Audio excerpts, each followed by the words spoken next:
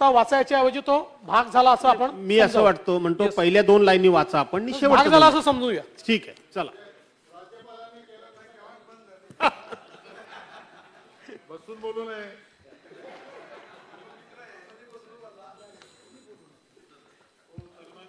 तसं आज आनंदाची गोष्ट आहे की छोटं का होईना पण माननीय मुख्यमंत्र्यांचं भाषण आम्हाला या सभागृहामध्ये ऐकायला मिळालं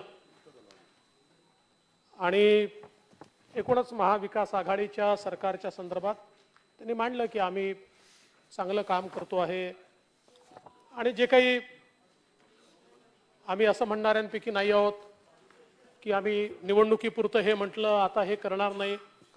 ठीक आहे, कदाचित ते विसरले असतील 50,000 रुपये हेक्टरी जे काही शेतकऱ्यांना द्यायचे होते बांधावर जी काही आश्वासनं दिली होती, पण ठीक आहे आपण आता तो विषय काही या ठिकाणी काढू नये.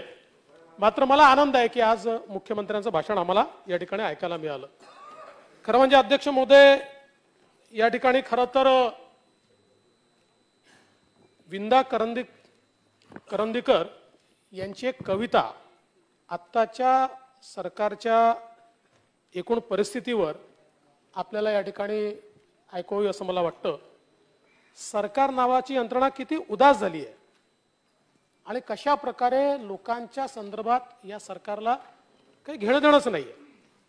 नवीन प्रकल्प नाही आहेत, नवीन योजना नाही आहेत, घोषणांची अंमलबजावणी नाही आहे, सुरू असलेले प्रकल्प बंद पडलेले आहेत. केवळ टीका आरोप टोमणे याच्या पलीकडे या सरकारच्या माध्यमातून काहीच होताना दिसत नाही. आणि म्हणून कविवर्य विंदा करंदीकर असं म्हणतात, सकाळपासून रात्रीपर्यंत तेच ते माकडछाप दंतमंजन, तोच चहा तेच रंजन, तीच गाणी तेच तराणे, तेच मूर्ख तेच शहाणे, सकाळपासून रात्रीपर्यंत तेच ते खानावळीही बदलून पाहिल्या कारण जीभ बदलणं शक्य नव्हतं. काकूपासून ताजमहाल सगळीकडे सारखेच हाल, नरम मसाला गरम मसाला तोच तो भाजीपाला, तीच ती खवट चटणी तेच ते आंबट सार, सुख थोडे आणि दुःख फार. अशा प्रकारची अवस्था अध्यक्ष महोदय या सरकारची आपल्याला पाहायला मिळते. आणि एक हिंदीचे देखील कवी आहेत PL बामनिया, हे असं म्हणतात आणि त्यांच्या कवितेत सध्याच्या सरकारचं काम कसं चाललंय याची जाणीव आपल्याला येते. आम्ही जे म्हणू तेच खरं आहे अशा प्रकारे किंवा आमचा कारभार उत्तमच चाललेला आहे अशी जी भावना या सरकारला आलेली आहे. त्या संदर्भात ते असं म्हणतात, तुम चाहो तबेलों को बाजार कह दो, तुम चाहो पतझड़ों को बाहर कह दो, तुम्हारा ही राज है अभी यहां पर, तुम चाहो तो स्कूटर को कार कह दो,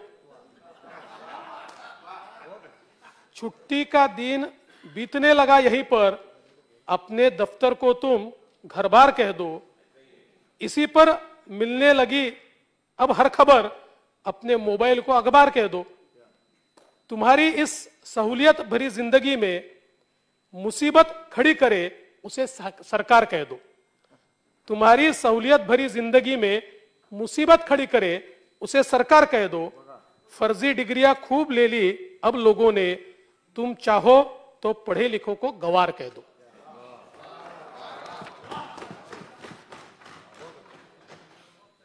खरं म्हणजे आमचे मुख्यमंत्री साहेब असं म्हणतात की प्रश्न विचारायला अक्कल थोडी लागते. आता आम्हाला माहितीच नव्हतं, आम्ही उगीच 22-25 वर्ष या सभागृहामध्ये तारांकित प्रश्न अतारांकित प्रश्न काय काय प्रश्न विचारत बसलो. आधीच हे समजलं असतं तर नसते विचारले. पण काही लोकांना संसदेमध्ये संसद रत्न पुरस्कार मिळतो अधिक प्रश्न विचारल्याबद्दल, काहींना इथे पुरस्कार मिळतो अधिक प्रश्न विचारल्याबद्दल. पण आज आम्हाला समजलं प्रश्न विचारायला काही अक्कल लागत नाही. अध्यक्ष महोदय खरं म्हणजे आमची चूक झाली. आम्ही आपलं MVA म्हणजे महाविकास आघाडी समजलो. नंतर लक्षात आलं महाविकास आघाडी नाही, महाविनाश आघाडी. मग लक्षात आलं महावसुली आघाडी. पण अलीकडच्या काळामध्ये तर ही मद्य विक्री आघाडी झाली आहे. मविया म्हणजे किती दूरचं विचार करून तुम्ही त्यावेळेस मविया नाव ठेवलं हे खरं म्हणजे या ठिकाणी लक्षात आलं. कारण बघा, पेट्रोल डिझेलचा कर आपण कमी केला नाही, पण दारूवर 50% केला. बार लायसन्सच्या नूतनीकरणावर 50% सूट दिली. नव्याने दारू विक्रीचा परवाना दिला. चंद्रपूरची दारूबंदी मागे घेतली. म्हणजे कोरोनाच्या काळात मंदिरं बंद, मदिरालय सुरू होती आणि क्लास बंद होते आणि ग्लास सुरू होते. तर महाराष्ट्राचं मध्यराष्ट्र करण्याचं जे काम चाललंय, खरं म्हणजे आता या संदर्भातले अनेक विषय माझ्याकडे आहेत, पण मला असं वाटतं की एकच मुद्दा मला विशेषत्वाने मांडावा असं वाटतो की ज्यांनी व्यसनमुक्तीसाठी संपूर्ण आयुष्य समर्पित केलं त्या अनिल अवचट यांना सकाळी श्रद्धांजली दिली आणि दुपारी मंत्रिमंडळ बैठकीत आपण वाईन विक्रीचा निर्णय घेतला की आता दुकानातही आपण वाईन त्या ठिकाणी विकू शकू. मी आता प्रश्न एवढाच आमच्या समोर आहे, कारण प्रश्न विचारायला अक्कल लागत नाही तरी काही प्रश्न आमच्या डोक्यात येतात.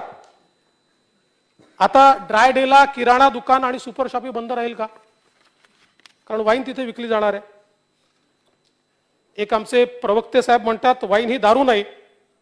मग आता ड्रंक अँड ड्राईव्ह मधनं वाईन वगळली जाणार का हे आम्हाला गृहमंत्र्यांनी सांगितलं पाहिजे. कारण वाईन ही दारू नाही आहे, त्यामुळे वाईन पिऊन ड्रायव्हिंग केलं तर no fine. If you have wine, आणि ती दारू नसल्यामुळे आता वेगवेगळ्या बैठकांमध्ये आपण वाईन सर्व करणार का असा प्रश्न आला. आणि म्हणून मला एकाने खूप छान लाईनी बनवून पाठवल्या. तो म्हणाला किराण्याच्या यादीत आता वाढणार एक लाईन, बाकीच्या सामानासोबत एक बाटली वाईन. झिंगत झिंगत येथील मंत्री, स्वागत होईल फाईन. यालाच म्हणतात विकासाचं चालतं बोलतं साईन. हळूहळू विकतलेही बहुतेक उघड रम आणि व्हिस्की. राज्य कारभार करणे आता होणार अधिक रिस्की. खरं म्हणजे अध्यक्ष महोदय, शेतकऱ्यालाच मदत करायची होती. आता या ठिकाणी सांगितलं की वाईनचा निर्णय हा शेतकऱ्याला मदत करण्याकरता आपण केला.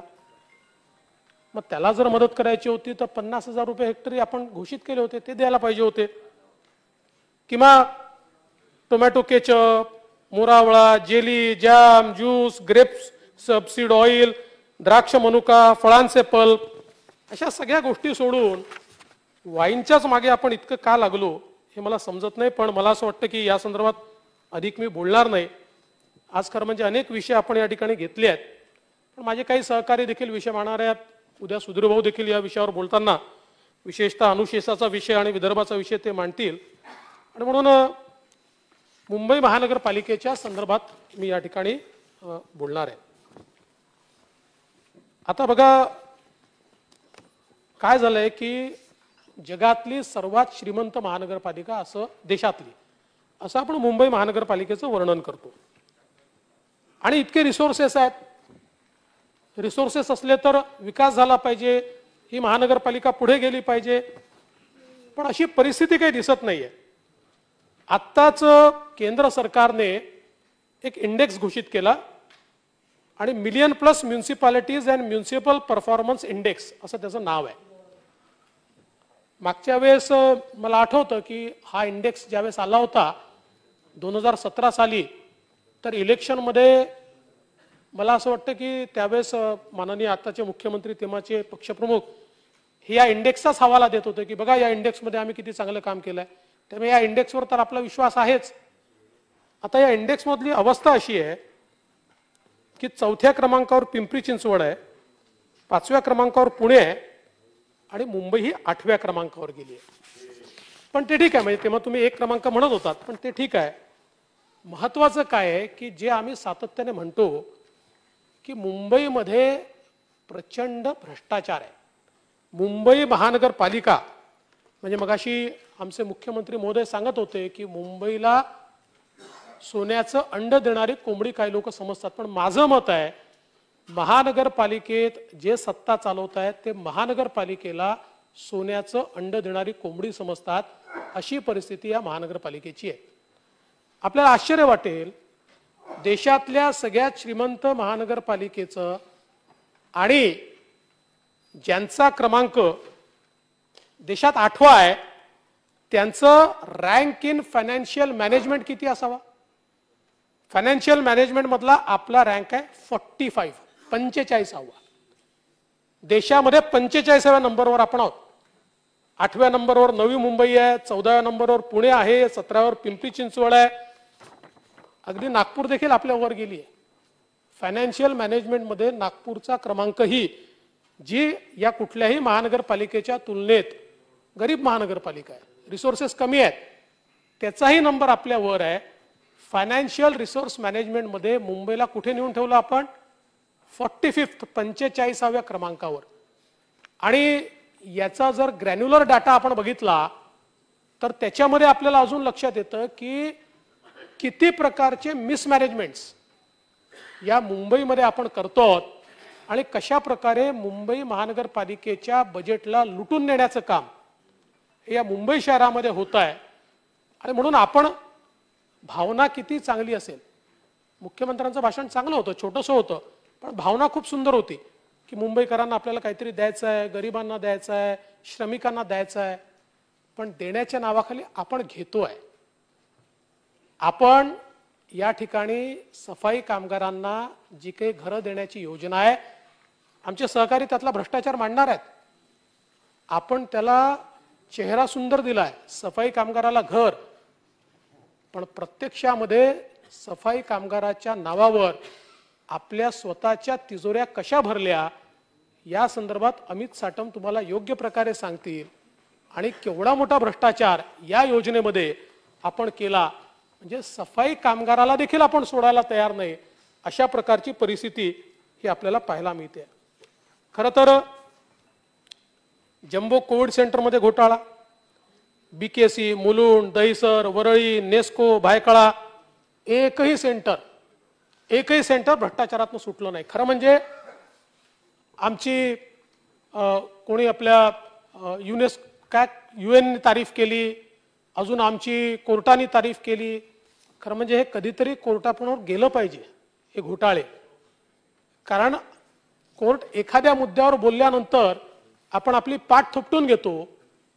त्याच वेळी हे जे एवढे घोटाळे झाले आहेत ना, कोविड सेंटर उभारणीतला घोटाळा, त्यातल्या साहित्य खरेदीत घोटाळा, उपकरण खरेदीत घोटाळा, संचालनाच्या कंत्राटात घोटाळा, मनुष्यबळ पुरवठ्यात घोटाळा, डेड बॉडी कव्हर खरेदीत घोटाळा, face mask, sanitiser, face shield खरेदीत घोटाळा, पदाधिकाऱ्यांच्या कंपन्यांनाच त्याच्यामध्ये कशी कामं दिली, रेमडेसिवीर खरेदीत घोटाळा, भंगारात घोटाळा, रस्ते चर भरणीत घोटाळा, आश्रय योजना जी तुम्ही सांगितली त्याच्यामध्ये घोटाळा, पेंग्विन देखभालीत घोटाळा, ई टेंडरमध्ये घोटाळा, नाले सफाईत घोटाळा, उद्यान विकासात घोटाळा, पंपिंग स्टेशनमध्ये घोटाळा, मालमत्ता कर वसुलीमध्ये घोटाळा, KEM रुग्णालयामध्ये घोटाळा, बेस्टच्या डिजिटल तिकीट निविदात घोटाळा, विद्यार्थ्यांच्या टॅब खरेदीत घोटाळा, बदल्यांमध्ये घोटाळा.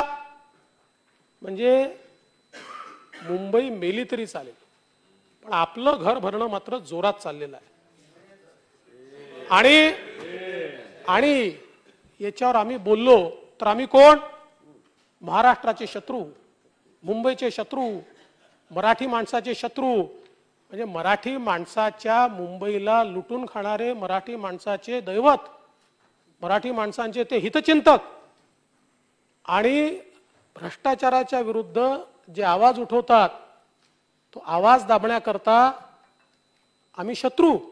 पण काळजी करू नका, मुंबईचा मराठी माणूस असो की अमराठी माणूस असो, प्रत्येकाच्या लक्षात या कोविडमध्ये आलाय की प्रेताच्या टाळूवरचं लोणी कोणी खाल्लंय, कोण आपला शत्रू आहे हे प्रत्येकाच्या लक्षात आलेलं आहे. आणि म्हणून खरं म्हणजे ही जी परिस्थिती मुंबईची केली आहे, आज आपण बघा कोविडच्या काळामध्ये मेडिकल इमर्जन्सीच्या नावाखाली कोविड सेंटर सुरू केले, आवश्यक होते, देयर वॉज अ इमर्जन्सी. पण मुंबईमध्ये अनेक नामांकित आणि रेप्युटेड संस्था होत्या की ज्यांना हे काम देता आलं असतं, पण आपल्या पदाधिकाऱ्यांच्या नातेवाईकांना हे काम देण्याचा जो घाट घालण्यात आला, काय परिणाम झाला? 5 कोविड सेंटरचा 100 कोटीचा कॉन्ट्रॅक्ट पदाधिकाऱ्यांच्या नातेवाईकांना दिला. कुठले टेंडर नाही, अर्ज नाही, आणि कागदपत्र जे त्या ठिकाणी दिले, 4 दिवसापूर्वी कंपनी तयार केली, नावं सारखी आहेत, रेप्युटेड कंपनीचं नाव आणि या कंपनीचं नाव सारखं आहे. लोकांना असं वाटावं की त्यांच्याच नावाने ही कंपनी आहे, त्यांनाच आपण कंत्राट दिलं. ती नाही आहे, पार्टनरशिप झालेले आहेत. आणि त्या करतानाही हे लोक इतक्या घाईत होते की स्टॅम्प पेपर कधी जुने आहेत, काही ठिकाणी डेट्स चुकलेले आहेत, काही ठिकाणी कट पेस्ट केलाय, म्हणजे दुसऱ्याचा एक्सपिरियन्स घेण्याकरता झेरॉक्सच काढली आहेत, फोटोकॉपी काढून त्या ठिकाणी लावून टाकली आहे. आणि अशा प्रकारे केवळ हे आपण कॉन्ट्रॅक्ट देऊन थांबलो नाही, तर याच्यामध्ये 38 कोटीचं अधिकचं पेमेंट देखील आपण केलं आणि फार चांगल्या प्रकारे हे सगळं केलं. एक्सपिरियन्स नाही अशा लोकांना काम द्यायचं आणि त्या ठिकाणी पेशंट येऊ का न येऊ 50% पेमेंट मिळेलच. म्हणजे अनेक सेंटर असे आहेत की जिथे रिकामे होते, पूर्ण रिकामे होते, पण आपण पेमेंट केलाय. याचं कारण कोणीतरी जवळचे लोक हे कोविड सेंटर चालवत होते. आता तुम्ही बघा, ही जी lifeline hospital management services company आहे, याला पुणे महानगर प्रदेश विकास प्राधिकरणानं शिवाजीनगरचं जम्बो कोविड सेंटरचं काम दिलं. जरा 15 दिवसात तुम्ही त्यांना हाकललं तिथनं, कारण त्या एका पत्रकाराचा मृत्यू झाला, त्यानंतर लक्षात आलं की यांच्याकडे काहीच नाही आहे. 15 दिवसात तुम्ही त्यांना हाकललं आणि ब्लॅकलिस्ट केलं. त्यांनाच 5 कोविड सेंटर मुंबईमध्ये दिले, त्यांनाच दिले.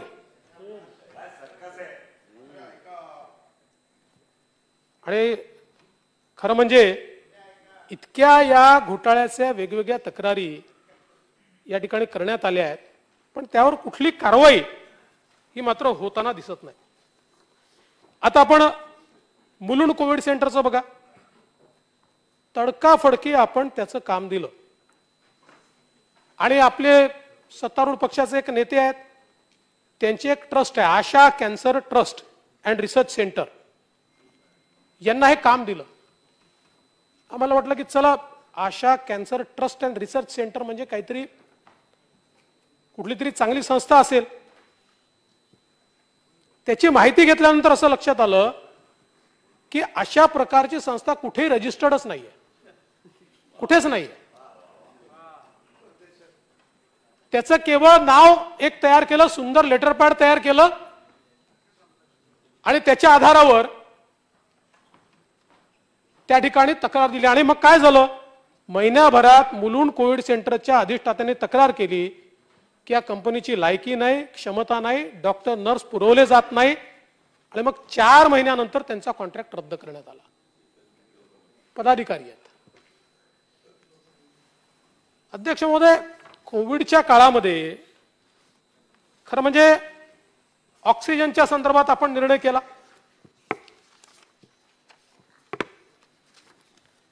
आणि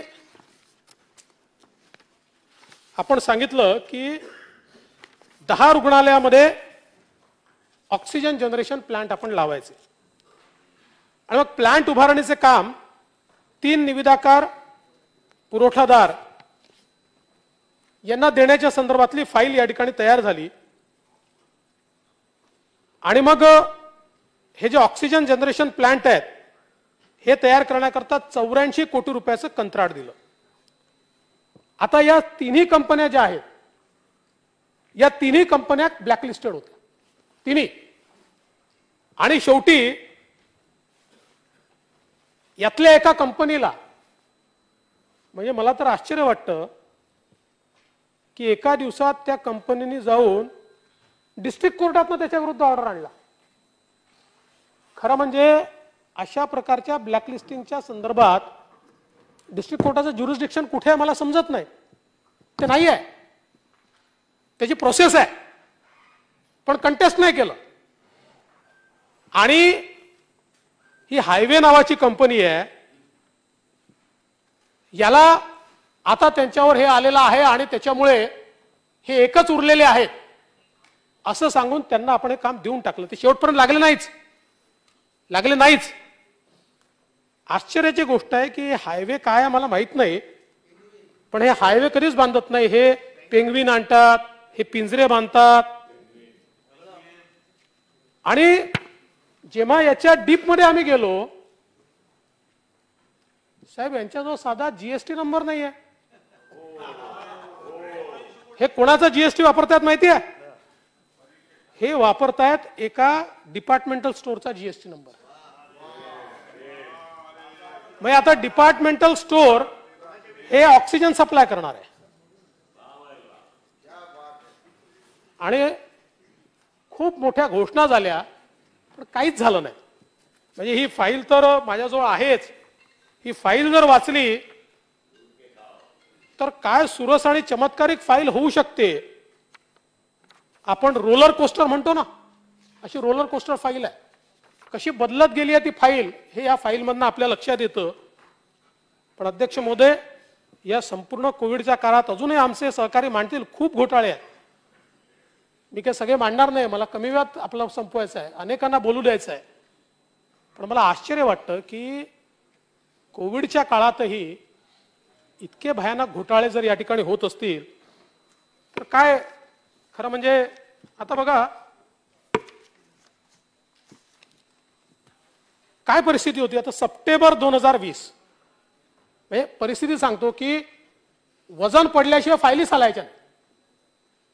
मुंबई महापालिकेच्या वतीनं गरिबांसाठी 73 औषधी खरेदीची फाईल ही महापौरांकडे मान्यतेला गेली. सप्टेंबर 2020 कोरोनाचा काळ. मे 2021 पर्यंत 18 स्मरणपत्र गेली आणि 18 स्मरणपत्रानंतर मग त्यांच्या कार्यालयाने सांगितलं की फाईल गहाळ झाली. म्हणजे कोविडने लोक मरतायत आणि आम्ही औषध खरेदी करण्याच्या ऐवजी पत्र पाठवतो एकमेकाला. मग नवीन फाईल तयार झाली. ती नोव्हेंबर 2021 म्हणजे 1 वर्ष 2 महिन्यांनी दुसरी फाईल मंजुरीसाठी आली. म्हणजे 15 महिने 18 स्मरणपत्र. काय गरिबांकरता औषध खरेदी होणार आहे? कुठे औषध नव्हतं, खरेदी नव्हती. आणि मग आपापसातच भांडण झालं. स्थायी समितीच्या बैठकीत पोलीस चौकशीची मागणी करण्यात आली. आयुक्तांनी विशेष उपायुक्त, आरोग्य उपायुक्त यांची 2 सदस्यीय समिती गठीत करण्याची मागणी मान्य केली. 14 दिवसात अहवाल येणार होता. अजूनही तो अहवाल आलेलाच नाही, कारण तो येऊ शकत नाही. आणि फाईल गहाळ झाल्याची तक्रार देखील या ठिकाणी नाही. आता ही फाईल कोणाची वाट पाहत होती हे मी काही वेगळं सांगण्याची आवश्यकता आहे असं मला या ठिकाणी वाटत नाही. तुम्ही बघा काय परिस्थिती आहे. इंजेक्शन आणि सर्वसाधारण लसी शेड्यूल 1 मुंबई महानगरपालिका, सगळ्यात श्रीमंत महानगरपालिका. जुलै 2021 मध्ये करार संपला. नवीन निविदा अद्यापही काढण्यात आलेली नाही. त्यामुळे रुग्णांना खासगीतून खरेदी करावी लागते. शेड्यूल 2 ची औषधे. जुना करार जानेवारी 2022 मध्ये संपुष्टात आला. नवीन खरेदी नाही. त्यामुळे टॅबलेट आणि कॅप्सूल रुग्णालयात उपलब्ध नाहीत. शेड्यूल 3 ची औषधे, सिरप आणि ऑइंटमेंट. फेब्रुवारी 2022 मध्ये निविदा संपुष्टात, नवीन निविदा नाही. एक्सरे फिल्मचं 250 साहित्य. जून 2021 मध्ये 100 प्रकारच्या साहित्यांची निविदा अजूनही प्रलंबित आहे. 10 महिने प्रलंबित आहे. मग शेड्यूल 5 डिसइन्फेक्टंट आणि अन्य गोष्टी. आता या काळामध्ये सगळ्यात जास्त त्याची आवश्यकता होती. 50% निविदा झाली, 50% अद्याप प्रलंबित आहे. शेड्यूल 6चं मग अशी मी सांगितलं की कशा प्रकारे थांबवलं. Schedule 7 cotton bandage. आता कॉटन बँडेज हे किती बेसिक गोष्ट आहे. डिसेंबर 2019 मध्ये निविदा जारी केली, अद्यापही ती फायनल झालेली नाही. शेड्यूल 8 निडल आणि सिरिंज 50%, त्याच्यावर खरेदी नाही. शेड्यूल 9 सर्जिकल उपकरणे केवळ 50% अंतिम. आणि शेड्यूल 10 लॅब उपकरणे, ब्लड कलेक्शन निडल जानेवारी 2021 पासून निविदाच निघालेल्या नाहीत. आता 10 शेड्यूलची परिस्थिती आहे. खरं म्हणजे महानगरपालिकेला रस कशात आहे? पेंग्विनमध्ये, प्राणी संग्रहालयामध्ये, इमारतींमध्ये, चौकांच्या सजावटीमध्ये. ते केलं पाहिजे, नाही केलं पाहिजे असं माझं मत नाही, पण त्याच्यात अधिक इंटरेस्ट आहे. आम्ही आपलं त्या मलबार हिलकडे जातो तर दरवेळेस कुठे नवीन रेलिंग दिसतं, मग कुठे नवीन काचा लागलेल्या असतात, मग कुठे अजून काही नवीन लागलेलं असतं. चांगलं दिसतं, मुंबई सुंदर दिसली पाहिजे आपली. दर 6 महिन्यांनी 3 महिन्यांनी काहीतरी नवीन दिसतं, चांगलं आहे. नवीन प्रकारचे ते आपले हे दिसतात, काय म्हणतात त्याला, बस स्टॉप दिसतात. नवीन प्रकारचं स्ट्रीट फर्निचर आम्हाला पाहायला मिळतं. आता तर आपण मुंबई रंगवत, चांगली गोष्ट आहे, दिसलंच पाहिजे. पण त्याच वेळी महापालिकेच्या रुग्णालयात येणाऱ्या या गरीब माणसाला अशा कोरोनाच्या काळामध्ये अशा प्रकारे जर आपण काहीही उपलब्ध ठेवणार नसू तर नेमकी काय परिस्थिती होईल? आणि अध्यक्ष महोदय, खरं म्हणजे अंध डळतं आणि कुत्रं पीठ खातं असं काहीतरी म्हण आहे. ही परिस्थिती या ठिकाणी पाहायला मिळते. आता बघा, अजमेरा बिल्डर 2010 मध्ये त्यांनी मस्केरान्स परिवाराकडनं 2.55 कोटीमध्ये दहिसर येथील संपूर्ण अतिक्रमण असलेली जमीन, 100% अतिक्रमण आहे, ही जमीन 2.55 कोटीत विकत घेतली. त्यानंतर ती एक्वायर करा असं ते तगादा त्यांनी लावला आणि सातत्याने तो तगादा सुरू होता. पहिल्यांदा सीताराम कुंटे कमिशनर, मग अजय मेहता कमिशनर आणि मग प्रवीण परदेशी कमिशनर, या तिन्ही महापालिका आयुक्तांनी ही जमीन एक्वायर करू नये अशा प्रकारचा आदेश त्या ठिकाणी दिला. आणि त्यानंतर नवीन सरकार आल्याबरोबर जी जमीन 2.55 कोटीमध्ये म्हणजे 2,55,00,000 घेतली होती, पूर्ण अतिक्रमित जमीन होती, त्या जमिनीचं 349 कोटी रुपयाचं आपण पेमेंट केलं. आणि त्याच्यावर तो बिल्डर सॅटिस्फाईड नाही आहे, तो कोर्टात गेलाय. तो म्हणतो मला 900 कोटी रुपये पाहिजे. आणि कदाचित कोर्टात संगनमत करायचा प्रयत्न झाला, कोर्टाच्या लक्षात येईल, पण नाही आलं आणि संगनमत झालं तर 900 कोटी रुपये देखील या ठिकाणी मिळतील. आणि काय सुंदर या ठिकाणी संकल्पना असते. आता माहुल पंपिंग स्टेशनच्या उभारणीसाठी पुन्हा अजमेरा बिल्डर, भूखंडाची अदलाबदली. आता माहुल पंपिंग स्टेशन बांधण्याकरता अजमेराचाच भूखंड योग्य आहे अशा प्रकारचा निर्वाळा हा महानगरपालिकेच्या अधिकाऱ्यांनी दिला. आणि मग हा काय भूखंड होता? हा CRZ बधित भूखंड होता. याच्यावर कुठलंही बांधकाम हे अजमेरा करू शकत नव्हते, कुठलंही नाही. आणि मग पालिकेची जागा होती जवळ, त्याच्यावर उद्यान आणि बगीचाचं आरक्षण होतं.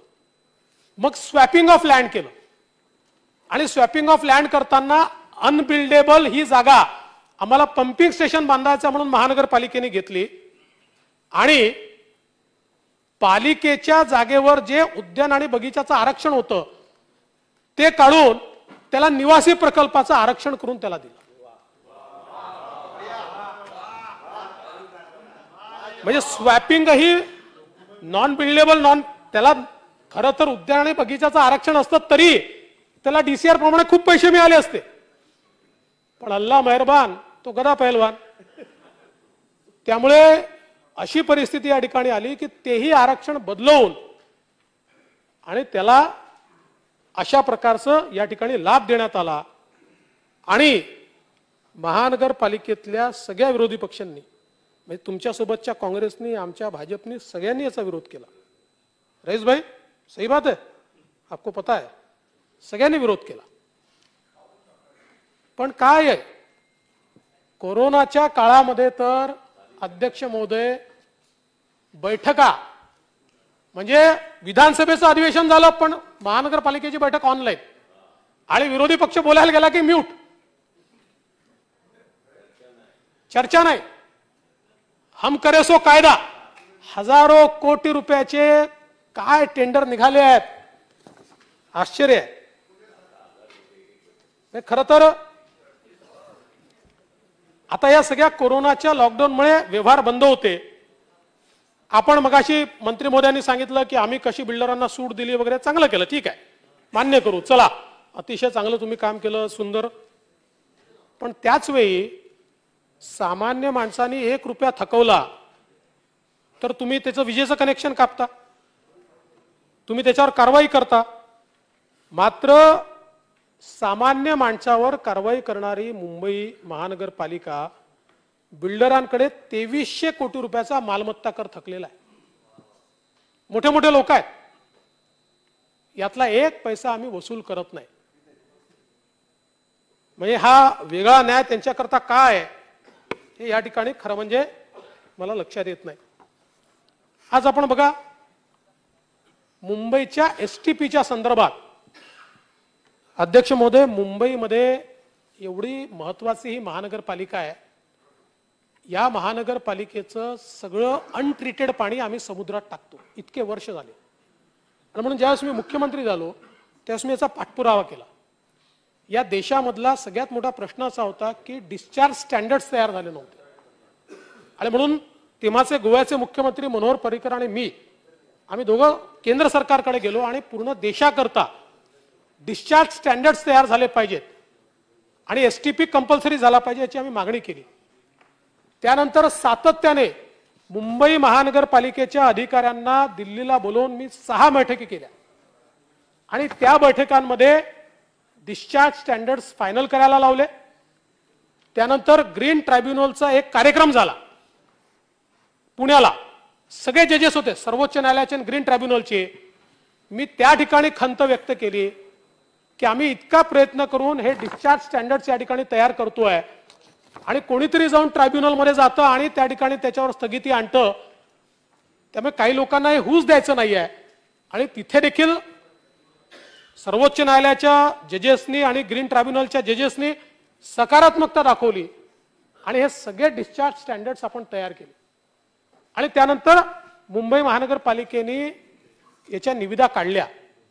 पण अध्यक्ष महोदय, याच्या निविदांमधला घोळ इतका आहे, मी त्या ठिकाणी ज्यावेळेस इथल्या निविदा बघितल्या, महानगरपालिकेला प्राप्त किंमत निविदेची होती 7.47 कोटी पर MLD. मी देशभरामध्ये 100% एकूण एक एसटीपीची किंमत आणली, एकूण एक. बंगलोरमध्ये कुठे जिथे छोट्यातला छोटा असेल, मोठ्यातला मोठा असेल, जेवढे एसटीपी रेकॉर्डवर आहेत या प्रत्येक एसटीपीची किंमत आणली आणि मुंबई महानगरपालिकेला मी ते पत्र दिलं. आणि आपल्याला आश्चर्य वाटेल की साधारण भारतातली सरासरी किंमत आहे 1.70 कोटी पर MLD. म्हणजे एका MLDला 1,70,00,000 आणि मुंबई महानगरपालिकेचं टेंडर आलं 7.47 कोटी, 7 पटीने जास्त. आणि त्यावेळेस मी ऑब्जेक्शन घेतलं याच्यावर, मी म्हटलं लूट आहे. आणि आजही खरं म्हणजे हा सगळा विषय सर्वोच्च न्यायालयात गेला, सर्वोच्च न्यायालयाने चपराक दिली, हे रद्द करायला लावलं. आणि आता सर्वोच्च न्यायालयाच्या देखरेखीखाली ही निविदा होतीये. पण माझ्या समोरचा प्रश्न एवढाच आहे की सर्वोच्च न्यायालय हे काही याच्या स्टँडर्ड्समध्ये जाणार नाहीये, ते प्रक्रियेवर जाणार आहे. आजही मी दाव्यानं सांगतो, या ठिकाणी जे एस्टिमेट तयार केले ते इन्फ्लेटेड एस्टिमेट्स आहेत. आणि कसे एस्टिमेट तयार केलेत माहितीये, माझ्याकडे जर एखादं इक्विपमेंट आहे, एखादी टेक्नॉलॉजी आहे, तर मी गेलो आणि मी सांगितलं ही पण ऍड करून टाका. अजून वळसे पाटील साहेबांकडे एखादी टेक्नॉलॉजी आहे, त्यांनी सांगितलं ती पण ऍड करून टाका. असे इतके ऍड ऑन याच्यामध्ये केले आहेत, म्हणजे ज्या गोष्टीची आज आवश्यकताही नाही आहे. म्हणजे ते सांगतील हे आम्ही ही ऍडव्हान्स आहे, ती ऍडव्हान्स आहे, ती ऍडव्हान्स आहे, अरे ज्याची आज आवश्यकताच नाही आहे, अशाही गोष्टी त्याच्यामध्ये ऍड करून करून इतकं भयानक इन्फ्लेटेड अशा प्रकारचं हे टेंडर या ठिकाणी तयार करण्यात आलं आहे. म्हणजे हे तर ठीक आहे, आता सर्वोच्च न्यायालयाच्या देखरेखीखाली आहे, पण आम्ही पण नजर ठेवून आहोत. ज्या क्षणी अध्यक्ष महोदय मुंबईची लूट करण्याचा प्रयत्न होईल, आवश्यकता पडली तर सर्वोच्च न्यायालयाच्याही निदर्शनास आणून देऊ. पण जी गोष्ट 1.5 कोटीमध्ये होते पर MLD, आणि किती MLD करणार आहोत आपण? 2000 MLD, 25,000 कोटी रुपयाचं टेंडर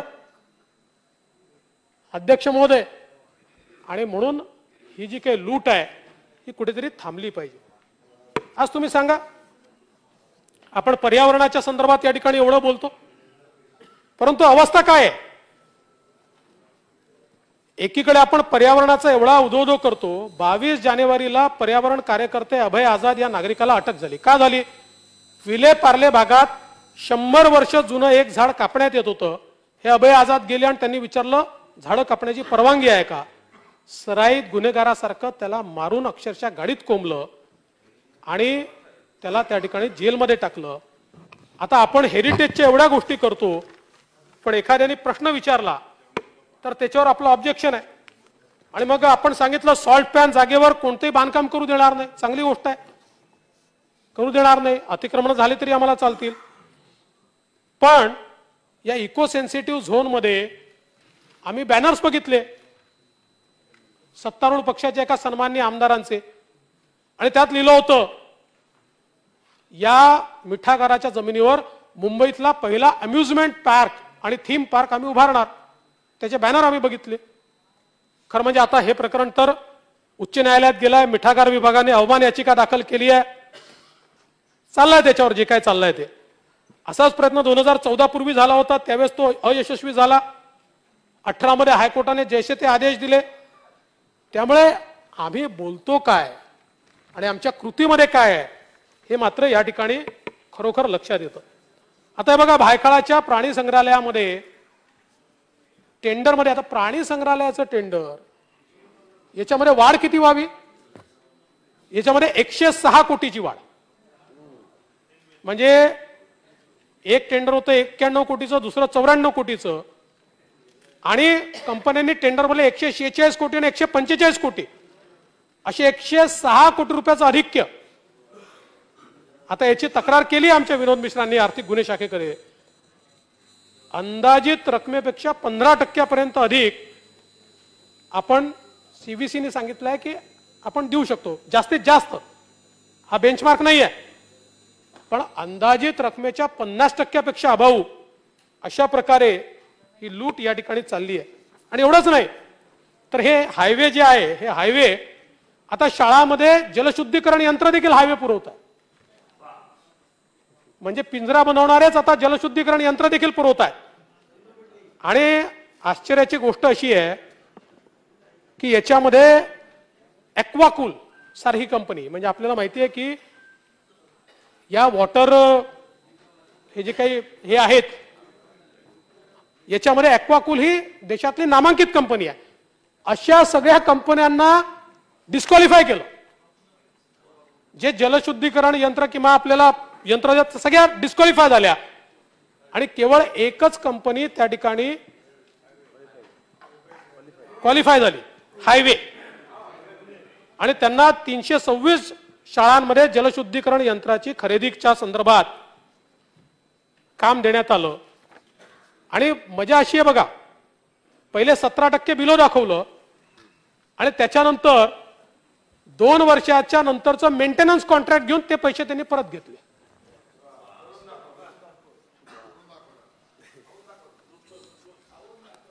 आता राणीच्या बागेच्या संदर्भात तर आमचे असलम शेख साहेब आहेत का इथे, त्यांनीच ऑब्जेक्शन घेतलंय. आता मी काय सांगायचं याच्यात, इथे पुन्हा हायवेच आहे, जाऊ द्या.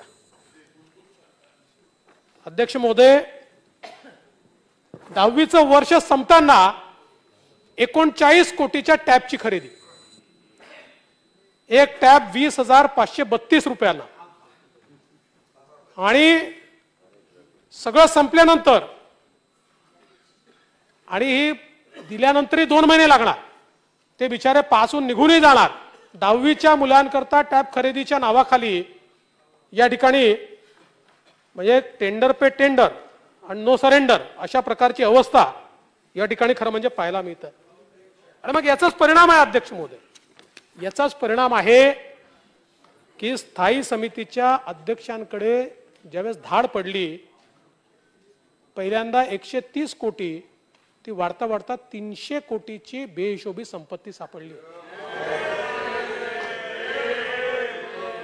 2 वर्षामध्ये 38 संपत्ती त्यांच्या पूर्ण त्याचा रेकॉर्ड सापडलेला आहे.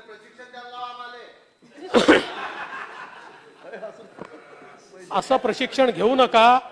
असं प्रशिक्षण घेतल्यानंतर आर्थर रोड जेलमध्ये जावं लागतं. चांगलं प्रशिक्षण घ्या. म्हणजे इकडे लोक कोरोनाने मरत होते आणि तिकडे प्रॉपर्ट्या घेणं चाललं होतं. प्रॉपर्ट्या घेण्याचा रेटही बघा, 24 महिन्यात 38 प्रॉपर्ट्या.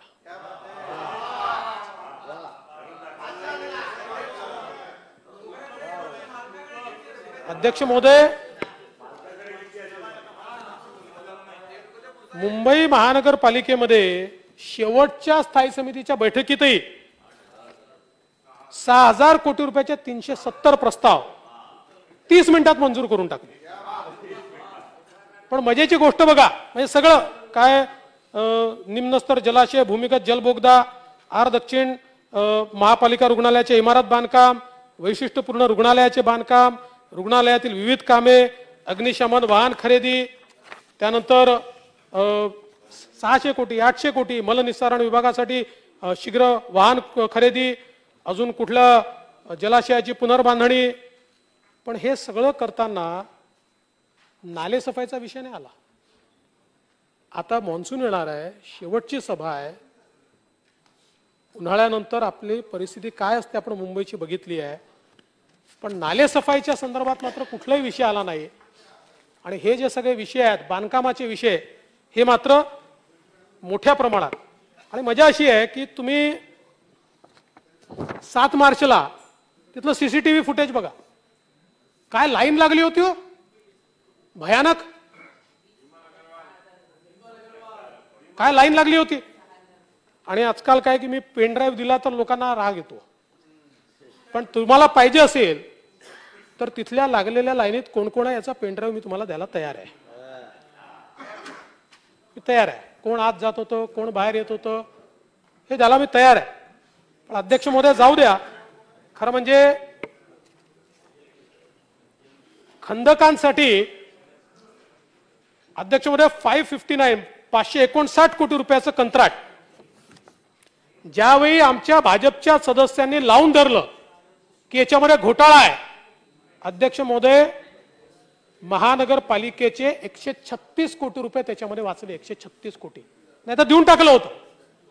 पण ज्यावेळेस आमच्या लोकांनी संघर्ष केला ते 559 कोटीवरनं 433 कोटीवर आलं. आता हे 136 कोटी कोणाच्या खिशात जाणार होते हे आता या ठिकाणी खरं म्हणजे काही लक्षात येत नाही. अध्यक्ष महोदय, खरं तर भ्रष्टाचार इतका बोकाळलेला आहे राज्यामध्ये.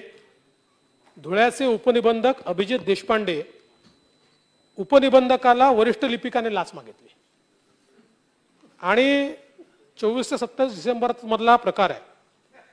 आणि का मागितली?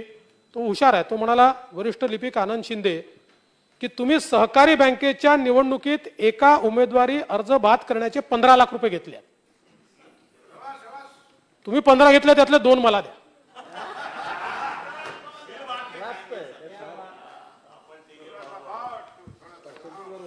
आणि पुढे तो काय म्हणाला, बाहेर का आलं, तुम्हाला तुम्ही पैसे दिले नाही 2 लाख रुपये, त्यापेक्षा जास्त पैसे खर्च करून तुमची बदली करेल.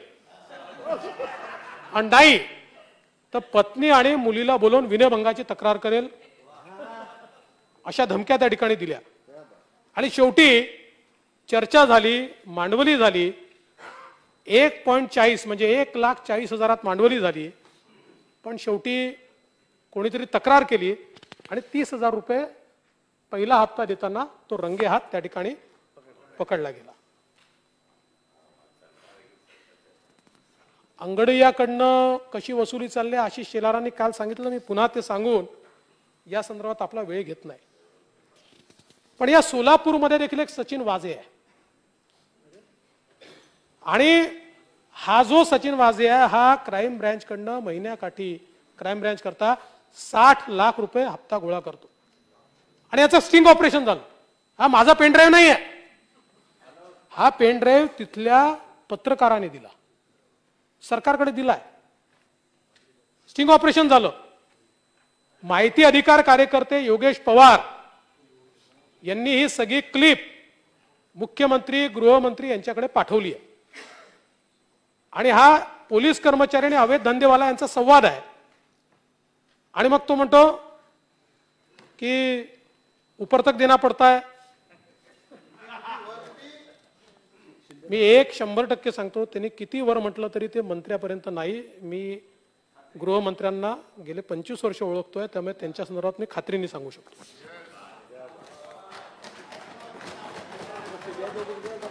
पोलीस आयुक्तालयाकडनं सुरू असलेल्या वसुलीची तक्रार अँटी करप्शनला झाली. म्हणजे आता काय की पोलीस वसुली करतायत अशी अँटी करप्शनला तक्रार आहे, ती पेंडिंग आहे. आणि मग नंतर पोलीस आयुक्तांनी चौकशी समिती नेमण्याची घोषणा केली, पण काही झालं नाही. तो काय म्हणतो, संदीप शिंदे साहब जैसा बोलेगा वैसे कमिश्नर सुनते, इतनी मेरे को गारंटी है. हे शिंदे साहेब नाही. अध्यक्ष महोदय, या सभागृहामध्ये सदस्यांनी बोलल्यानंतर त्यांच्यावर जर प्रशासन डूख धरणार असेल तर सदस्यांनी बोलायचं की नाही हा प्रश्न या ठिकाणी निर्माण होतो. बार्शीचे आमदार राजेंद्र राऊत यांनी या ठिकाणी तिथल्या अवैध व्यवसायाच्या संदर्भात विषय मांडला. या सभागृहामध्ये सन्माननीय राज्यमंत्र्यांनी आश्वासन दिलं, मी येऊन तिथे बैठक घेईन. माननीय राज्यमंत्र्यांनी येऊन बैठक घेतली, त्याच्यामध्ये लोकप्रतिनिधी आले. त्या लोकप्रतिनिधींनी काही पुराव्यासहित तक्रारी केल्या की कसे अवैध धंदे चालले आहेत. त्यानंतर या लोकप्रतिनिधींना अक्षरशः अध्यक्ष महोदय टार्गेट करण्याचं काम हे त्या ठिकाणी चाललेलं आहे. आणि राजेंद्र राऊत यांना तर कुठल्याही परिस्थितीत म्हणजे ओपनच सांगितलं आहे की तुम्हाला कुठल्या तरी गुन्ह्यात घेणारच आणि तुमच्या मुलाला तर फसवणारच, 100% फसवणार. बरं, ते जे PI आहेत अध्यक्ष महोदय, त्यांचा रेकॉर्ड काय, किती वेळा सस्पेंड झाले आणि कशा कशात सस्पेंड झाले आहेत. आणि असे PI तिथे जर आपण देत असाल आणि त्यांच्या अध्यक्षतेखाली छान सगळे अवैध धंदे चालत असतील तर काय आमदारांनी चूप बसायचं, मुख घेऊन बसायचं. मी स्वतः मागच्या डीजीला आणि या डीजीला त्यांची तक्रार केली आहे. मी स्वतः केली तक्रार, पुराव्यासहित केली आहे. कारवाई होत नाही. कारण काय, तर राजेंद्र राऊत अपक्ष निवडून आले तरी आमच्यासोबत बसले आहेत म्हणून कारवाई होत नाही. काही लोकांना वाटतं बरं आहे राजेंद्र राऊतचं ठेसलं तर जास्त बरं त्यांना.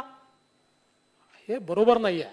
आणि माननीय गृहमंत्री महोदय, या संदर्भात खरं म्हणजे गृह राज्यमंत्र्यांनी छातीवर हात ठेवून सांगावं किंवा त्यांना एकट्यात विचारा. ते बैठकीला गेले होते, काय काय तक्रारी त्यांच्याकडे आल्या आहेत त्यांना माहिती आहे, एकदा विचारा त्यांना. आणि अशा प्रकारे जर या सभागृहामध्ये बोललं म्हणून किंवा या सभागृहाच्या अंतर्गत एखाद्या बैठकीच्या संदर्भातला संदर्भ दिला म्हणून तर लोकप्रतिनिधींवर पोलीस अशा प्रकारे दंडुकेशाही कळत असतील.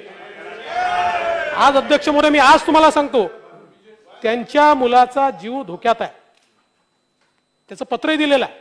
काही कारवाई होणार नाही माहिती आहे, पण हे झालं नाही तर काय हरकत नाही आहे.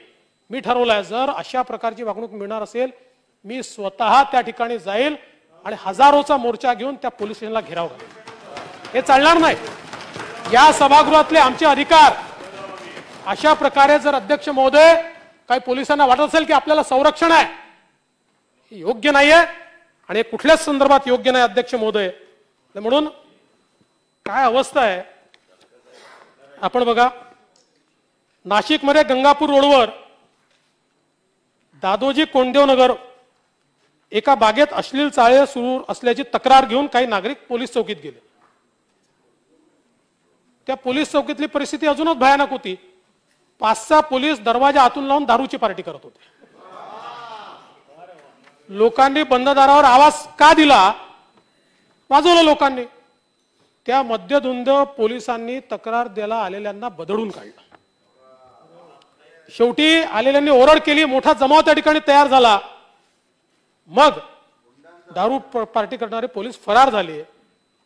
आता नाशिकचे आयुक्त यांना अनेक वेळा ही तक्रार दिली आहे, पण ते अतिशय कायद्याचे तज्ज्ञ आहेत. त्यामुळे आता नेमकं कधी यांच्यावर ते कारवाई करणार आहेत हा अत्यंत महत्वाचा विषय आहे. अशी अवस्था अध्यक्ष महोदय की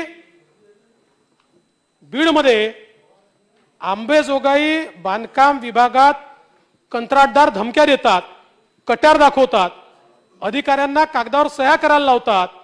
म्हणून सार्वजनिक विभागाच्या कर्मचारी अभियंता कार्यकारी अभियंता संजय कुमार कोकळे यांनी जिल्हाधिकाऱ्याला पत्र दिलं की आम्हाला पिस्तूल बाळगण्याची परवानगी द्या.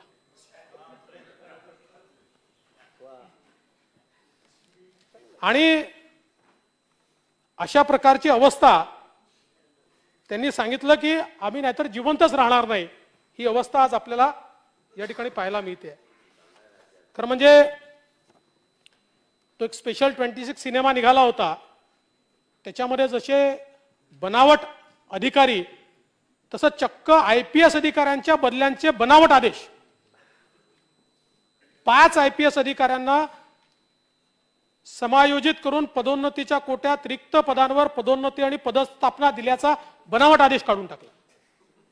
या 2 सचिवांची नावं होती आणि एक सहसचिव डॉक्टर माधव वीर यांच्या नावाने हा बनावट आदेश निघाला.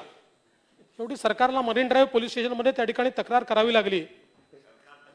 खरं म्हणजे त्या बिचाऱ्या अधिकाऱ्यांना व्हॉट्सअपवर संदेश मिळाले, त्यांनी अभिनंदनही स्वीकारून टाकलं की आज झालं, आपल्याला मिळालं सगळं. आणि बघा गुन्हेगारांची मजल मंत्री महोदय किती गेली आहे. चक्क अजित दादांचा नंबर फोर्ज करून त्या ठिकाणी खंडणी वसुली केली पुण्यामध्ये. थेट उपमुख्यमंत्र्याचा नंबर. आजकाल नंबर फोर्ज करता येतो. करायचं तर दुसऱ्या कोणाचा करायचा? अजित दादांचा डायरेक्ट. ही हिंमत ही पुण्यामध्ये. 20 लाखाची खंडणी मागितली आणि 2 लाख स्वीकारले. आता ठीक आहे, पोलिसांनी अटक देखील केली आहे, पण कुठेतरी हे जे काही प्रकरण वाढत आहे आणि विशेषतः पुण्यामध्ये लँड ग्रॅबिंग आणि फेक माथाडी. म्हणजे माथाडीच्या कायद्याला आमचं समर्थनच आहे, पण ज्या प्रकारचं फेक माथाडीची वसुली ही आता पुणे जिल्ह्यामध्ये सुरू आहे. मंत्री महोदय, आपला जिल्हा आहे, उपमुख्यमंत्र्यांचा जिल्हा आहे. आपल्या इकडे येत असतील, आज तिथले उद्योजक हे प्रचंड त्या ठिकाणी धास्तावलेले आहेत. त्यांना या फेक माथाडींना काम न करण्याचे पैसे द्यायचे, काम करायचे पैसे नाही. आम्हाला इतके पैसे द्या, मग आम्ही तुम्हाला येऊन त्रास देणार नाही, याचे पैसे द्यावे लागतात. त्यामुळे या संदर्भात आता आज आपण अध्यक्ष महोदय या ठिकाणी शक्ती कायदा मंजूर केला, चांगलं केलं. पण अवस्था काय आहे? बलात्काराचा आरोप होऊन पुण्याचे शिवसेना उपनेता रघुनाथ कुचिक याला साधी अटक नाही झाली. मी तुम्हाला सगळी माहिती पाठवतो, त्यांचे सगळे व्हॉट्सअप पाठवतो, पूर्ण माझ्याकडे आहे. खरं म्हणजे 24 वर्षीय महिलेला लग्नाचं आमिष दाखवून 20 आणि 21 मध्ये विविध ठिकाणी शोषण केलं. FIR दाखल झालाय 376, 313, 506. पुन्हा पुण्याला गोव्याला नेऊन केलं. त्या ठिकाणी गोव्यामध्ये ज्यावेळेस ही परिस्थिती लक्षात आली, मी गोव्याच्या त्या पोलीस स्टेशनला फोन केला आणि सांगितलं की यांना तिथे ऍडमिट करा. त्यांना ऍडमिट केलं तिथे. 2 दिवस त्यांना ऍडमिट ठेवलं, पण त्याच्यावर कुठलीही कारवाई नाही. आणि आता त्यांच्या घरच्यांवर दबाव आणून त्यांच्याकडनं जबाब तयार करून घेण्यात येतो. पण हा किती जबाब तयार केला तरी हे सगळे व्हॉट्सअपचे चॅट्स या बोलके आहेत, ऍडमिशन आहे त्याच्यामध्ये.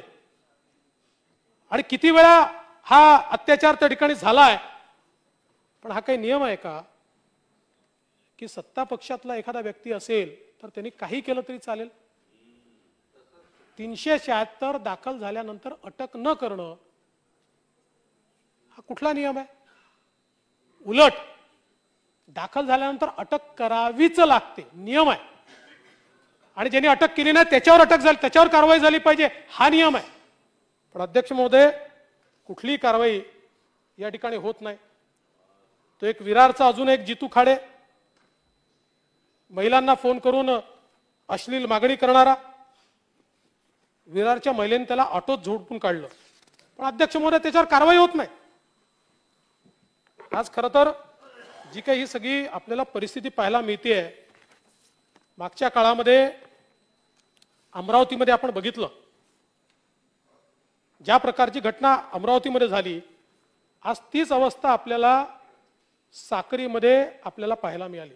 धुळ्यामध्ये धुलीवंदन साजरं करताना काही परिवार डीजे लावून आनंद साजरा करत होते. अजानची वेळ आली, त्यांनी सांगितलं डीजे बंद करा, यांनी तो डीजे बंद केला. त्यांनी सांगितलं आम्ही बंद करतो. आणि प्रभू श्रीरामाच्या संदर्भातलं गीत सुरू होतं आणि अचानक दगडफेक सुरू झाली.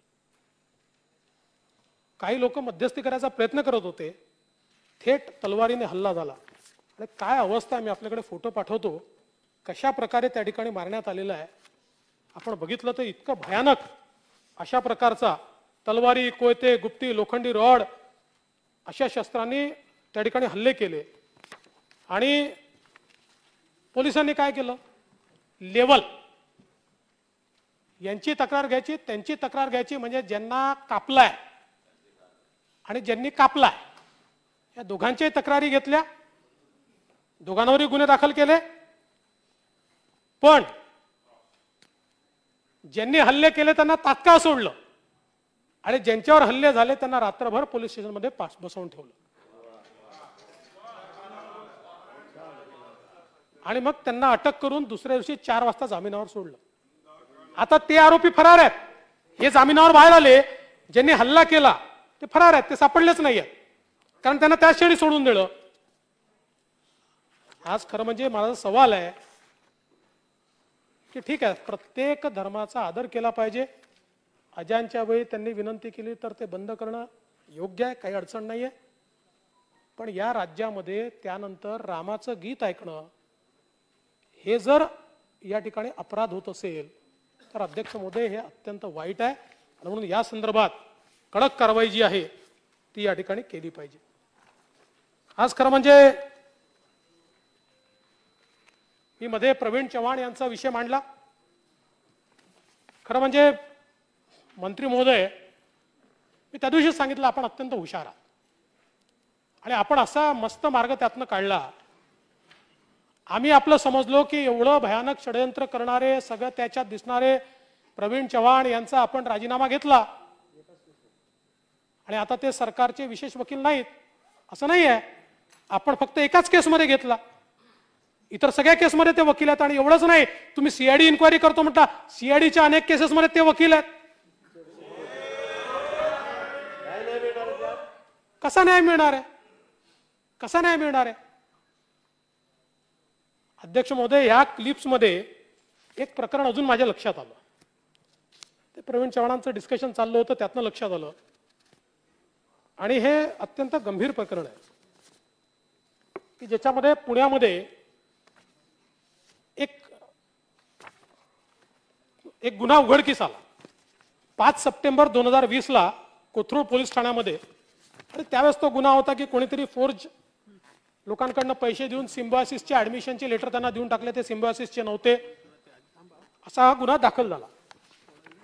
हा गुन्हा दाखल झाल्यानंतर त्या गुन्ह्याचा तपास कशा प्रकारे हा गुन्हा घडला असं पोलीस करत होते. त्याकरता त्यात तज्ज्ञांची काही मदत घेतली आणि ती मदत घेतल्यानंतर अनेक भयानक गोष्टी त्याच्यामध्ये लक्षात आल्या. एक हा जो गुन्हेगार होता अंबर, हा पुण्यातला मूळ निवासी, सध्या मीरा भाईंदर इथे राहतो. अनेकाची त्यांनी फसवणूक केली आहे. आणि रेस कारची एक कार बनावट कागदपत्र तयार करून विकण्याच्या आरोपात तो सध्या ठाण्याच्या केंद्रीय कारागृहात आहे. आणि त्याचा एक सहकारी शफीक अन्सारी हाही ठाण्याच्या कारागृहात आहे. अंबर हा हवाला एजंट सुद्धा आहे. आणि दाऊद इब्राहिमसाठी जो मनी लॉन्ड्रिंग करतो त्या हसन अली बाबा याच्याशी त्याचे जवळचे संबंध आहेत. एक अजून कॅरेक्टर याच्यामध्ये लक्षात आलं. टिया सुनार नावाची एक त्याची गर्लफ्रेंड आहे, ती जम्मूची आहे. भारतात राहण्याकरता तिच्याकडे वैध कागदपत्र नाही आहेत. 90 पासून ती बनावट कागदपत्रांच्या भरोशावर राहते. बार डान्सर म्हणून पहिले काम करत होती आणि आंध्र आणि बंगाल सारख्या राज्यांमध्ये एजंट नियुक्त करण्याचं काम ही ती करते. आणि तिच्या आणि अनेक सहकाऱ्यांच्या बँक खात्यातनं पैसे ट्रान्सफर झाल्याची आता कबुली देखील दिली आहे. यासोबत निलेश शेट्टी हा एक बार ओनर आहे. याचं या टिया सुनारशी नजीकचे संबंध आहेत. विक्रम मल्कानी, डॉन ब्रिगेन्झा आणि इतरांच्या माध्यमातून रशियन आणि युक्रेनियन टोळ्यांशी यांचा संबंध आहे. एक अजून कॅरेक्टर याच्यामध्ये आहे, अर्पित चतुर्वेदी, जो अंबरचा कौटुंबिक मित्र आहे. पुण्यातील बस्तान हटवल्यानंतर तो आता नोएडातनं ऑपरेट करतोय. दुबईमध्ये तो नित्य प्रवास करतोय. सगळं इन्व्हेस्टिगेशनमध्ये आलंय. त्याच्या ATM लोकेशनवरनं तो वेगवेगळ्या ठिकाणी, ज्या ठिकाणी मोठ्या प्रमाणात अल्पसंख्याक समाज आहे अशा भागातनं कॅश डिपॉझिट करतो. त्याचे CDR पाहिल्यानंतर त्याचे बहुतेक कॉल्स घाना, बेल्जियम इथनं झाले आहेत. बँक अकाउंट आणि KYCचे कागदपत्र हे देखील इतरांच्या नावाने आहेत. एक अजून कॅरेक्टर याच्यामध्ये प्रत्युष सिंग, हा बिहारचा आहे. त्याचे नेपाळ, पिपरिया, बंगालची सीमा इथे सगळे लिंक्स आहेत आणि तो नेपाळला नित्यनेमाने प्रवास करतो. आणि हे सगळी प्रकरणं दाबण्याकरता याने भरपूर पैसा खर्च केलाय. आणि हा एका निशा सिंग आणि फराज काझीच्या संपर्कात आहे. असा जम्मू काश्मीरमध्ये ऑपरेट करणारी 35 लोकांची ही लिंक आहे. एक अजून कॅरेक्टर आहे निखिल काजबे, हा प्रोफेशनल हॅकर आहे. बँकेत KYC, इलेक्ट्रॉनिक पुरावे नष्ट करणे, डार्क नेटचा वापर करणे अशी सर्व कामं तो करतो. आणि यांची लिंक जाते सलीम मर्चंट पर्यंत. सलीम मर्चंट जो दाऊद करता काम करतो. आता एवढ्या सगळ्या गोष्टींचा उल्लेख कशा करताय, तरी एक प्रोफेशनल गँग आहे. 300हून अधिक त्यांचे सदस्य आहेत आणि 8 राज्यांमध्ये काम करतात. आणि त्यांचे काम कुठलं आहे, नार्कोटिक्स आहे, सेक्स ट्रॅफिकिंग आहे, टेरर फंडिंग आहे. आता असं लक्षात आलं की हे लोक काय करतात, तर मगाशी सांगितलं अशा वेगवेगळ्या बँकांमध्ये डॉर्मंट अकाउंट शोधून काढतात, मेलेल्या माणसाचे अकाउंट शोधून काढतात, त्यांचे खोटे IDs तयार करतात, त्यांच्या खात्यामध्ये पैसे भरतात आणि त्याच दिवशी जम्मू काश्मीरमध्ये किंवा बंगालमध्ये दुसऱ्या खात्यांमधनं हे पैसे विड्रॉ होतात. आणि ही इतकी चांगली मोडस ऑपरंडी यांनी तयार केली आहे की बँकिंग सॉफ्टवेअर कसं काम करतं याची यांना पूर्ण माहिती आहे. त्यामुळे संध्याकाळ व्हायच्या आत हा सगळा पैसा ट्रान्सफर झालेला असतो. आणि आपण जर बघितलं, हा संपूर्ण याचा रिपोर्टच आहे, कंप्लीट रिपोर्ट आहे. याचा एक रिपोर्ट आपल्या इकडे असेल कदाचित. म्हणजे हा रिपोर्ट वाचला तर काय काय चाललंय अतिशय भयानक आहे. याच्यात हा मुद्दा इथे मांडण्याचा विषय एवढाच आहे, हा सगळा पैसा, हे सगळं ऑपरेशन हे आपल्या लक्षात आलं. मध्यंतरीच्या काळामध्ये पुणे पोलीस अतिशय वेगानं याच्यावर काम करत होती. एक वेळ तर अशी आली की 100 लोकांना अरेस्ट करायचं देखील ठरलं. आणि त्यानंतर नेमका कोणाचा दबाव आला मला माहिती नाही, पण याचं काम थांबलेलं आहे. आणि आता याचा क्लोजर रिपोर्ट तयार होतोय. माझी विनंती एवढीच आहे, हा सगळा रिपोर्ट आपल्या पोलिसांजवळ उपलब्ध आहे, कंप्लीट पोलिसांकरताच तयार झाला, पोलिसांनीच तयार करून घेतलाय. जिथनं कुठनं त्यांनी तयार केला असेल हा त्यांनीच तयार केलेला आहे. याच्यामध्ये सगळ्या गोष्टी एस्टॅब्लिश झाल्या. अशा परिस्थितीमध्ये खरं तर पोलिसांनी क्लोजर रिपोर्ट तयार करायच्या ऐवजी ही सगळी केस NIAला दिली पाहिजे किंवा CBIला दिली पाहिजे किंवा कुठल्या तरी कारण केवळ महाराष्ट्रात होत नाहीये, 8 राज्यांमध्ये होत आहे. आणि सगळ्यात महत्वाचं आपल्या इन्व्हेस्टिगेशनमध्ये लक्षात येत आहे की पैसे इथनं भरले जातात आणि अनेक वेळा जम्मू काश्मीरमध्ये हे पैसे त्या ठिकाणी काढले जातात, विड्रॉ होतात. आणि म्हणून हा अतिशय गंभीर मुद्दा आहे. आपण स्वतः याची माहिती घेतली पाहिजे. माझ्याजवळ याची टाइमलाईन आहे, म्हणजे कोणी कोणी कधी कधी या संदर्भात ब्रीफिंग घेतलं वगैरे, सगळी टाइमलाईन आहे. अगदी मार्च 2022 पर्यंतची सगळी टाइमलाईन माझ्याकडे आहे.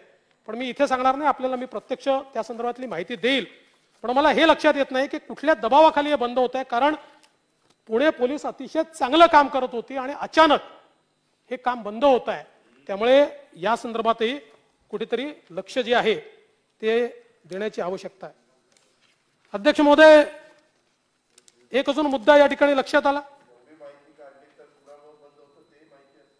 ते तुम्हाला सांगेन. सगळ्या गोष्टी सभागृहात थोडी सांगायच्या असतात ना दादा, तिथं माहिती असतेच ना आपल्याकडे. हा?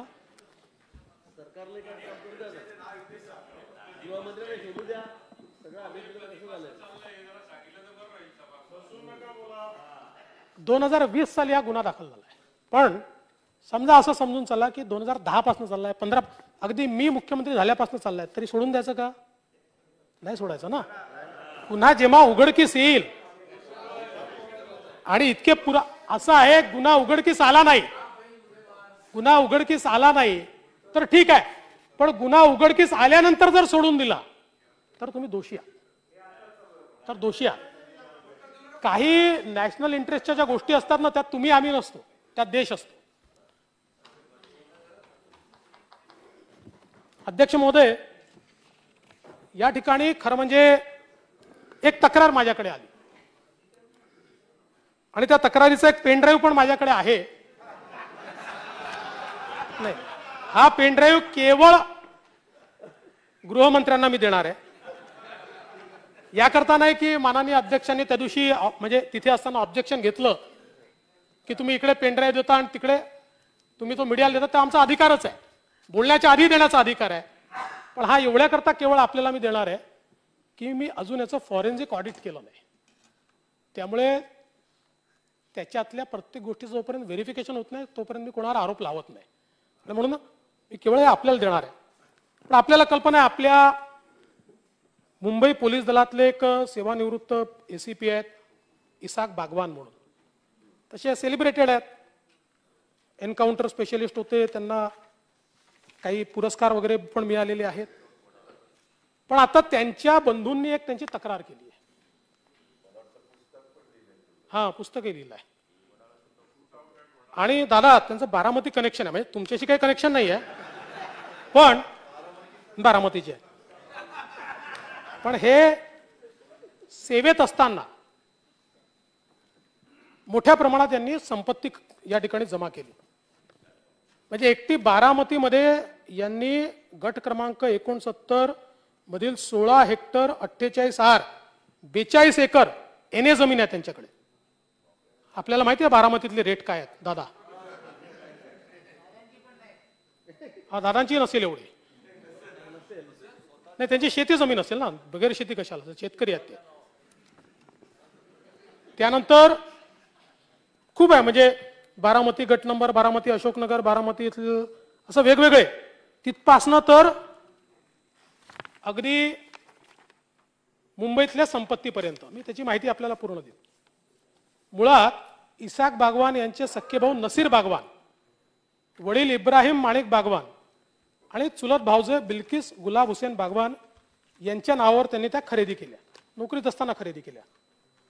त्यानंतर नोकरीवरनं निघाल्यानंतर म्हणजे रिटायर झाल्यानंतर यांनी पहिल्यांदा नुसता एक साधा अर्ज दिला आणि त्या अर्जाच्या आधारावर या सगळ्या मालमत्ता या आपल्या नावावर त्यांनी करून घेतल्या. बिल्किस बागवान यांनी सुद्धा साधा अर्ज दिला आणि ती मालमत्ता नावावर झाली. सोहेल बागवान यांनी देखील दिल्या. आणि एवढंच नाही तर इसाक बागवान यांनी, कपूर नावाचे एक व्यक्ती आहेत, त्यांना ही जमीन विकली आणि तीच जमीन 2 महिन्यात पुन्हा परत घेतली. आणि अशा या सगळ्या जमिनीच्या व्यवहारामध्ये आपल्याला हे लक्षात येतं की या जमिनी कोणाच्या नावाने घेतल्या होत्या. यातल्या काही जमिनी तर फरीद मोहम्मद अली वेल्डर. कोण आहे फरीद मोहम्मद अली वेल्डर?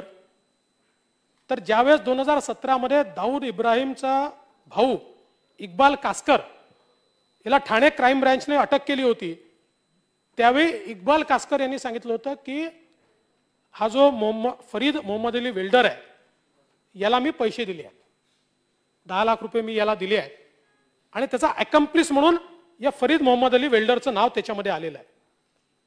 आणि फरीद मोहम्मद अली वेल्डर ची चौकशी झाल्या झाल्या तो 7 दिवसात मृत्युमुखी पडला. त्यानंतर तो वाचला नाही, तो गेला. आणि महत्वाची गोष्ट अशी की हा फरीद मोहम्मद अली वेल्डर काही वेल्दी माणूस नाहीये, हा त्याच्यासोबत काम करणारा. पण 41 लाख रुपयाला हीच प्रॉपर्टी फरीद मोहम्मद अली वेल्डरने त्यांच्याकडनं विकत घेतली. आणि मजेची गोष्ट अशी आहे की ही जी विकत घेतलेली सगळी यांची संपत्ती 10 वर्ष नावावर ठेवली आणि आता 30/12/2020 ला फरीद मोहम्मद अली वेल्डरच्या मुलाने ही सगळी संपत्ती इसाक बागवान यांना बक्षीसपत्र करून दिली.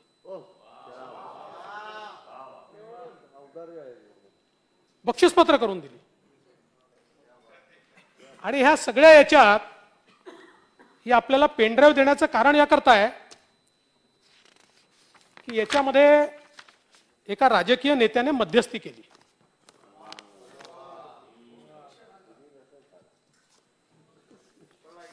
याच्यामध्ये नसीर बागवानचं हे स्टिंग ऑपरेशन आहे, त्यांच्या भावाचं. आणि त्याच्यामध्ये स्पष्टपणे कसा तो राजकीय नेता बारामतीला गेला, बारामतीचा नेता नाही आहे, संशय नाही तयार करायचा आपल्याला.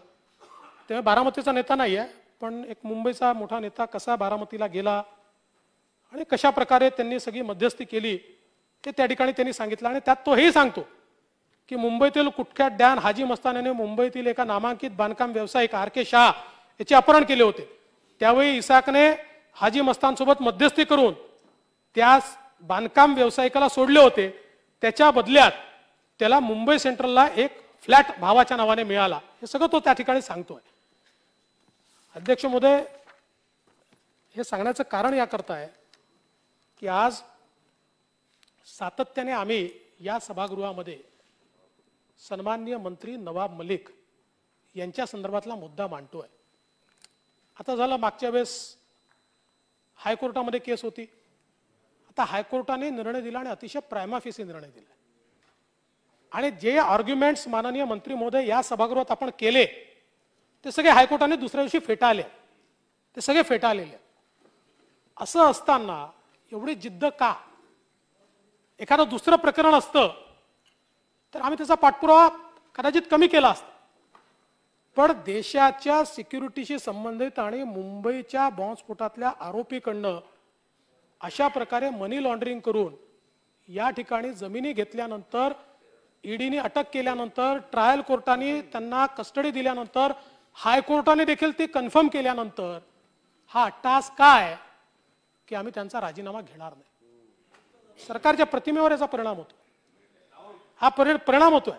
म्हणजे हे कदाचित तुम्हाला असं वाटत असेल की केंद्र सरकार राज्य सरकार वगैरे काही नाही. सामान्य माणसाचा प्रश्न आहे. सामान्य माणसाचा प्रश्न आहे की एक मंत्री जेलमध्ये असताना त्याचा राजीनामा का घेतला जात नाही.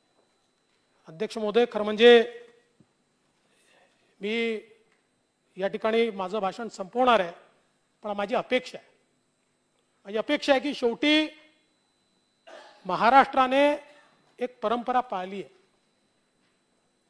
आणि महाराष्ट्रामध्ये आज आपण पाहतोय, तुम्ही आमच्यावर आरोप लावता, आम्ही तुमच्यावर आरोप लावतो. तुम्ही सांगितलं केंद्रीय एजन्सी करतायत. आता मी सकाळीच बोललो कशा प्रकारे दरेकरांवर त्या ठिकाणी सहकार विभागाची कंप्लेंट नाही, बँकेची कंप्लेंट नाही, सुमोटो पोलीस कंप्लेंट घेत आहेत. ठीक आहे, आम्ही कोर्टात जाऊ, कोर्ट जो निर्णय देईल तो आम्ही मान्य करू, आम्ही असं म्हणत नाही. आज सर्वोच्च न्यायालयाच्या न्यायाधीशांनी टिप्पणी केली आहे की कालच महाराष्ट्रातल्या सरकारमधले काही लोक असं बोलले की न्यायालय एकतर्फी निर्णय देतो. त्यांनी सांगितलं की असा आरोप झाला तर या आरोपाला आम्ही कचऱ्याची पेटी दाखवतो, पण आम्ही त्याची नोंद घेतली. आणि म्हणून मला असं वाटतं की एकूणच मुंबई महानगरपालिकेचा भ्रष्टाचार असो किंवा ही सगळी प्रकरणं असो, या संदर्भात कुठेतरी कारवाई झाली पाहिजे आणि ती जर झाली नाही तर हे सरकार नेमकं कोणासोबत उभं आहे हे आम्हाला सांगण्याची आवश्यकता पडणार नाही, ते जनतेला निश्चित समजेल. जय हिंद, जय महाराष्ट्र.